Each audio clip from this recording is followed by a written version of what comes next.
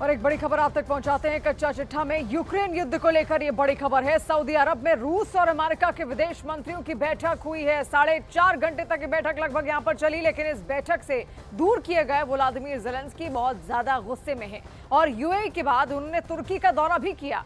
Zelensky ने Erdogan से meeting के बाद ये कहा कि यूक्रेन झुकेगा नहीं, जबकि तुर्की का कहना है कि युद्ध को लेकर जो भी फैसला हो उसमें उसका दखल बहुत जरूरी हो गया है।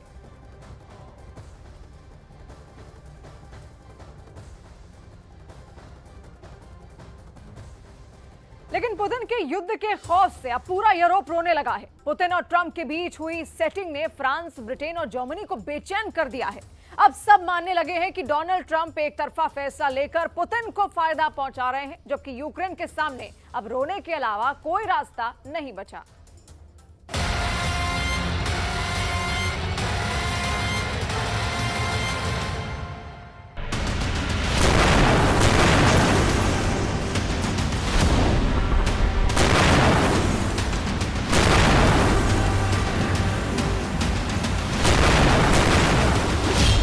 को जिता रहे हैं ट्रंप, रो पड़े यूक्रेन, नेटो।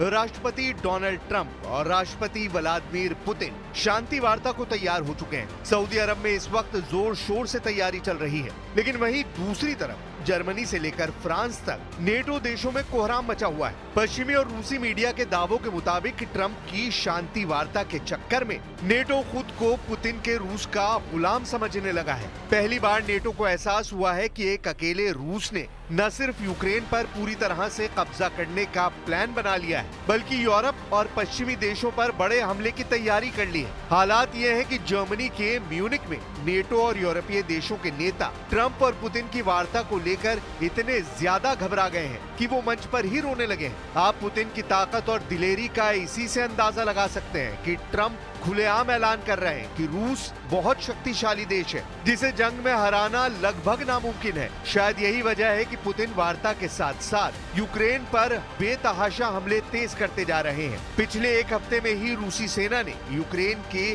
किले कहे जाने वाले सबसे सुरक्षित और संपन्न इलाकों पर तेजी से कब्जा किया है। हम आपको फुल डिटेल के साथ दिखा रहे हैं कि कैसे पुतिन का रूस विजेता बनता जा रहा है, जबकि दूसरी तरफ ट्रंप की वजह से यूक्रेन, नेटो और यूरोपीय देश खुद को हारा हुआ महसूस करने लगे हैं।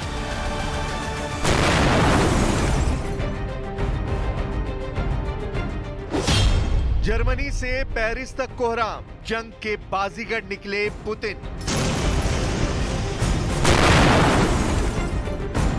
जरा कल्पना कीजिए, जब पुतिन और ट्रंप सऊदी अरब में शांति वार्ता के दौरान यूक्रेन का भविष्य तय करेंगे, तो उसका प्रभाव यूक्रेन से लेकर यूरोप तक क्या पड़ेगा। जरा कल्पना कीजिए, जब राष्ट्रपति ट्रंप कहेंगे यूक्रेन के जिन इलाकों पर रूस का कब्जा हो चुका है वो अब रूस के पास ही रहेंगे, तो उस वक्त यूक्रेन और नेटो की क्या हालत होगी।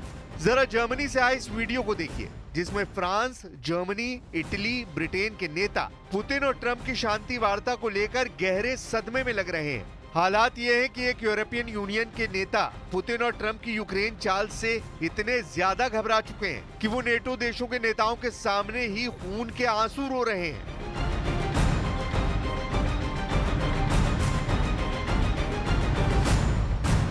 This conference started as a transatlantic conference. After the speech of Vice President Vance on Friday, we have to fear that our common value base is not that common anymore.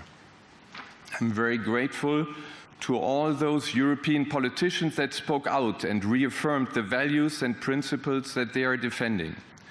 No one did this better than President Zelensky, who has been fighting for these values: democracy, freedom, rule of law, for the past 3 years. Putin और Trump की शांति वार्ता Ukraine और NATO देशों का मातम साबित हो रही है। हालात ये है कि यूक्रेन के राष्ट्रपति जेलेंस्की, फ्रांस के राष्ट्रपति इमैनुअल मैक्रों, ब्रिटेन के प्रधानमंत्री कीर स्टारमर और जर्मनी के चांसलर ओलाफ शोल्स ये समझ ही नहीं पा रहे कि राष्ट्रपति ट्रंप, राष्ट्रपति पुतिन और रूस को दुनिया का सबसे शक्तिशाली राष्ट्र साबित करने में क्यों तुले हैं। इस वक्त वार्ता को लेकर पुतिन और ट्रंप की खुशी का ठिकाना नहीं है, जबकि यूक्रेन और नेटो देशों के नेता खून के आंसू रोने के लिए मजबूर हैं। इधर रूसी सेना शांति वार्ता से पहले ज्यादा से ज्यादा यूक्रेनी इलाकों पर कब्जा करने में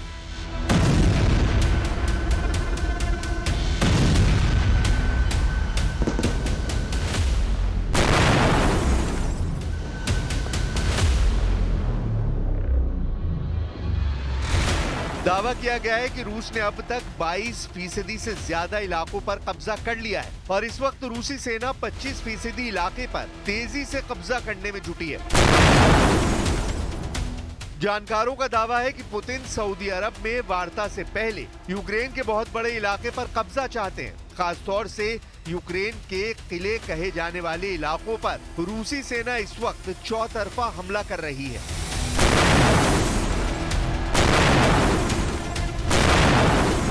institute for the study of war यानी ISW के अधिकारियों के मुताबिक इस वक्त रूस की सेना यूक्रेन के दक्षिणी इलाके किले की बेल्ट के नाम से मशहूर इलाकों पर कब्जा कर रही है। ISW के मुताबिक रूसी सेना यूक्रेन के टोरेत्स्क और पूर्वी पोक्रोस्क में हमले तेज कर चुकी है, जहां वो यूक्रेन के कोस्तियांतिनिविका पर कब्जा करने के करीब है। इसके अलावा यूक्रेन के डोनेस्क पर भी रूसी सेना कब्जा करने की पूरी तैयारी कर चुकी है। ISW की स्टडी के मुताबिक यूक्रेन की किले की बेल्ट में यूक्रेन के सबसे अच्छे इलाके स्लोवेंस्क, क्रामाटोर्स्क, ड्रुस्किविका और कोस्तियांतिनिविका माने जाते हैं। इन यूक्रेनी शहरों के साथ 50 किलोमीटर लंबी रेखा जुड़ी है, जो पूर्वी यूक्रेन में डोनेस्क, ओबाल्स्ट में कीव की सुरक्षा की रेखा मानी जाती है। यहीं पर रूसी सेना इस वक्त बड़े हमले कर रही है।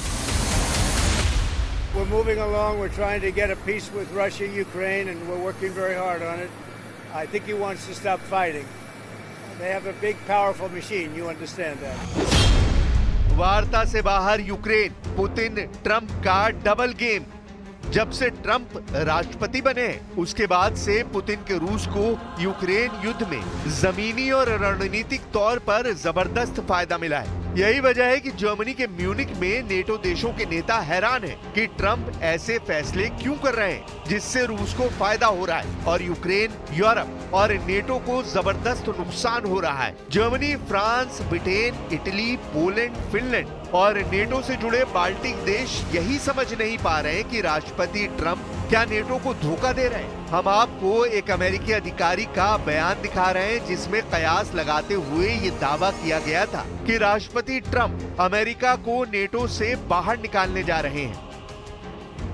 राष्ट्रपति डोनाल्ड ट्रंप के प्रशासन ने पिछले सप्ताह से यूरोपीय नेताओं को परेशान कर दिया है। कुछ दावों के मुताबिक नेटो देशों को ये लगने लगा है कि राष्ट्रपति ट्रंप अमेरिका को नेटो से बाहर निकाल रहे हैं। म्यूनिक सुरक्षा सम्मेलन में अमेरिका के उपराष्ट्रपति JD वेंस के वार्ता समर्थक बयानों से भी नेटो और यूरोप को हैरान परेशान कर दिया है। राजनीतिक टिप्पणीकार डोमिनिक माइकल ट्रिपी ने 16 फरवरी को एक्स पर पोस्ट किया और दावा किया कि राष्ट्रपति डोनाल्ड ट्रंप कथित तौर पर नेटो से अमेरिका को बाहर निकालने पर विचार कर रहे हैं। इस पोस्ट में जर्मनी, फ्रांस और ब्रिटेन के राष्ट्राध्यक्षों को न सिर्फ परेशान कर दिया बल्कि वो ट्रंप की पुतिन नीति से खौफ में आ गए। हालांकि नेटो देशों के नेताओं का अभी भी मानना है कि ट्रंप नेटो, यूरोपीय यूनियन और यूक्रेन के हितों का विशेष ध्यान जरूर रखेंगे। Es darf keine Aufteilung der Sicherheit und der Verantwortlichkeit geben zwischen Europa und den USA. Das heißt, die NATO beruht darauf, dass wir immer gemeinsam handeln und gemeinsam im Risiko sind und darüber unsere Sicherheit gewährleisten. It's clear the US is not going to leave NATO. But we Europeans will have to do more.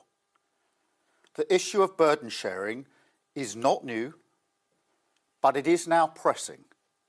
And Europeans will have to step up. इन हालात को देखकर साफ कहा जा सकता है कि रूस यूक्रेन जंग को रोकना जरा भी आसान नहीं होगा। पुतिन और ट्रंप एक दूसरे पर बेशक वार्ता को लेकर भरोसा करें, लेकिन नेटो और यूक्रेन ये मानकर चल रहे हैं कि ट्रंप पुतिन के दबाव में यूक्रेन को हराने पर तुले हैं। इजरायल दक्षिण लेबनान से पूरी तरह हटने को राजी नहीं है। इजरायल की सेना ने कहा है कि वो दक्षिण लेबनान में 5 लोकेशन से अपनी फोर्स नहीं हटाएगा। वहीं हिजबुल्लाह ने कहा है कि अब कोई इजरायली सैनिक नजर आया तो अंजाम के लिए वही जिम्मेदार होगा। इस बीच इजरायली सेना को नया कमांडर मिल गया है, जिसे कमांडर कैक्टस के नाम से जाना जाता है।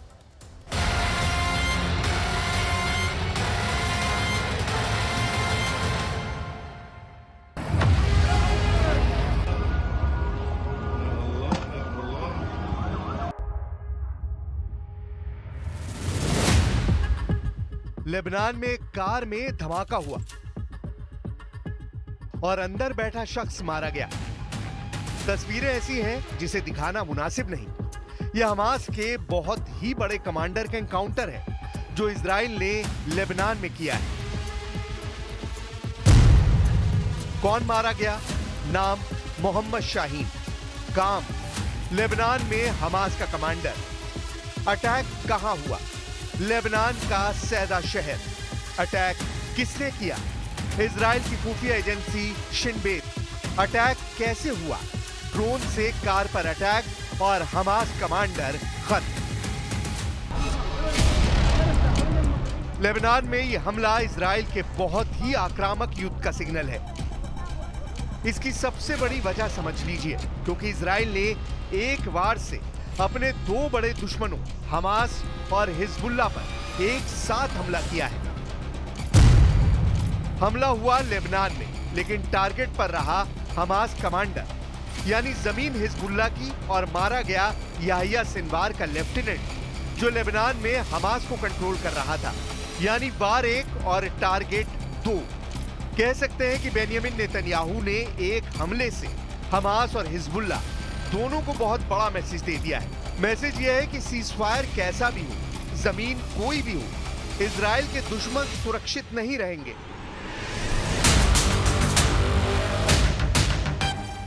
बेंयामिन नेतन्याहू के इन खतरनाक तेवरों को उनके एक और बड़े फैसले से समझिए, जिसमें इजराइल की सेना को लेकर बहुत बड़ा ऐलान किया गया है। अब इजराइल की फौज का नया कमांडर बनाए गए हैं मेजर जनरल इयाल जमीर। उन्होंने लेफ्टिनेंट जनरल हर्जी हलेवी की जगह ली है, जिन्होंने हमास के खिलाफ इजरायली सेना की नाकामी पर इस्तीफा दिया है। उनकी जगह अब मेजर जनरल इयाल जमीर बन गए हैं इजरायली सेना के नए चीफ ऑफ स्टाफ।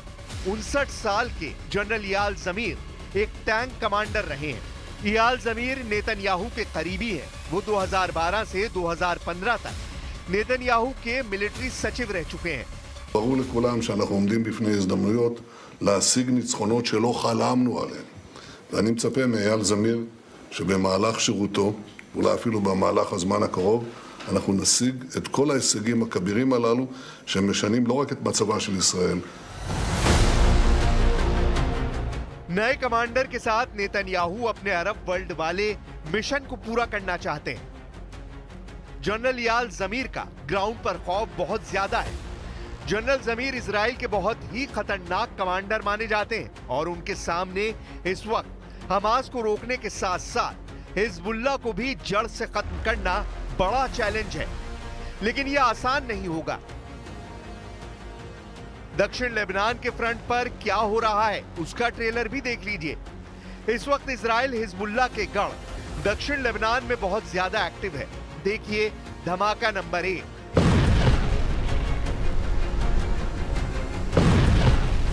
धमाका नंबर 2, धमाका नंबर 3, धमाका नंबर 4, धमाका नंबर 5 और धमाका नंबर 6।